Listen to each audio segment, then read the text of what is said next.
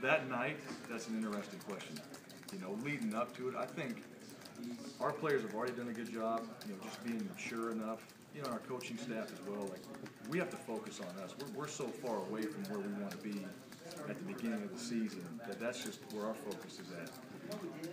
As we get into it, yeah, there's going to be obviously a tension on it. That's the storyline. It's hard to get away from it. What's happening. You're playing a Pac-12 team, you're playing at home in 6 years, and you're playing the former coach that was there for 13 years and did a lot of great things for Boise State, and that's an understatement. And so I think, as you get into the game, it'll be emotional. I know that. And there'll be the emotions. I think when that ball's kicked off, it's 3.5 hours of football. And guys, just first game of the year, putting together, all the techniques they've worked on. Have they improved? What level am I at? What type of team are we? And then we'll see what happens when it's all said and done.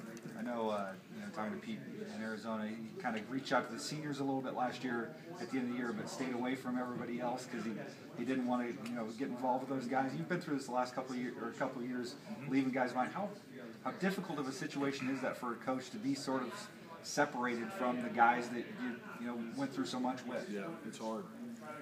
Even at Arkansas State, I was there less than a year, and still remember, talking to the team, it's emotional.